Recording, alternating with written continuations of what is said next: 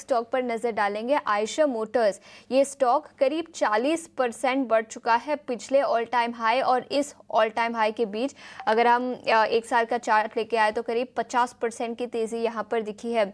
Kunal, auto sector का ये stock already उछल चुका है, इस स्टॉक पर आपका टेक्निकल व्यू, और इसी के अलावा ऑटो सेक्टर से कोई और स्टॉक जो आपको लगता है कि अगले 1-1.5 साल में आउट परफॉर्म करेगा?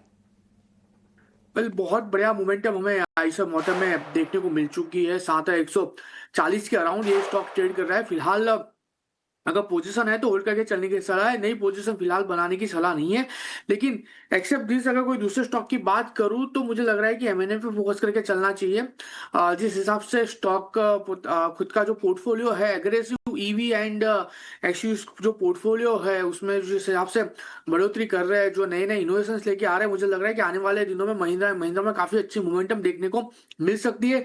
कल ही उन्होंने एक अपनी नई गाड़ी लॉन्च की है रेसिंग को लेकर, तो ये खरीदारी करके चलने की सलाह है। 3650 के एसएल के साथ यहाँ पे खरीदारी करके चले। 3710 का हम यहाँ 3710 के अराउंड है। 3650 का हम यहाँ पे एसएल मेंटेन करके चलेंगे। 3755 पहला टारगेट है, वो ब्रेक होते ही 3830 का दूसरा टारगेट भी हम यहाँ पे देखने को मिल सकता है। ओवरऑल जो व्यू है वो पॉजिटिव साइड का ही है। एमएनएम में खरीदारी करके चलने की सलाह है। और आइसर मोटर में अगर पोजीशन है तो होल्ड करके चले, नई पोजीशन यहाँ पे बनाने की सलाह नहीं है। आने वाले दिनों में आइसर मोटर्स में at least we can expect somewhere around 7200, and अगर ये ब्रेक हो गया तो 7380 तक के भी लेवल हमें देखने को मिल सकते हैं।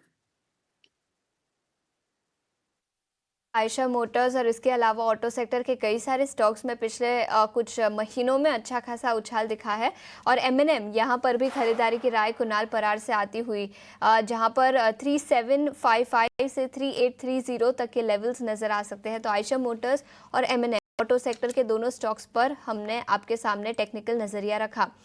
लेकिन इसके अलावा कुछ और स्टॉक्स की बात करें तो याद रखें, भारतीय एयरटेल के स्टॉक पर भी हम आपकी नज़र डालना चाहेंगे।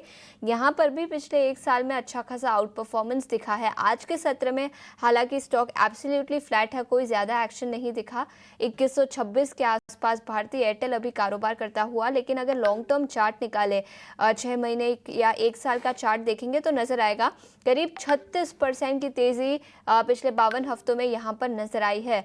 कुणाल, भारतीय एयरटेल पर आपका व्यू? ठीक है कुणाल, गौरव आपसे पूछना चाहूंगी, आपका क्या व्यू होगा भारतीय एयरटेल पर? I'm little biased towards Bharti Airtel Ashesha. Uh, अगर टेलीकॉम के लिए इंडिया में स्टोरी में प्ले करना है तो भारती एयरटेल ही मेरी समझ आता है कि इकलौता ऐसा स्टॉक है। मैं एडवोकेट नहीं करता कि हमें ट्रेड या निवेश करना चाहिए। फिलहाल आइडिया में जिस टाइप के रिटर्न्स उन्होंने पोस्ट किए हैं पिछले कपल ऑफ इयर्स में, और अपार्ट फ्रॉम दैट जियो अभी क्लियरली अलग नहीं हुआ है, तो आई थिंक भारती एयरटेल ही इंडिविजुअलिटी में एक है।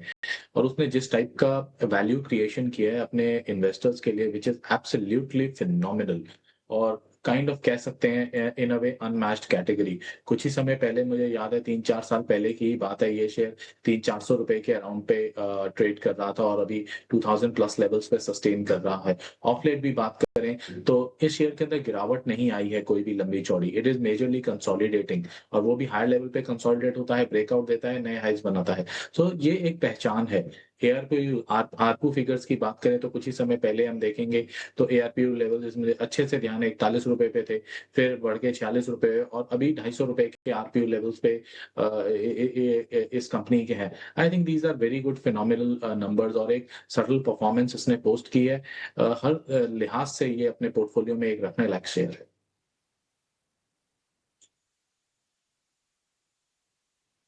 भारतीय एयरटेल को अपने पोर्टफोलियो में रखिए। 2123 रुपए का भाव, कल अच्छी अपॉर्चुनिटी मिली थी।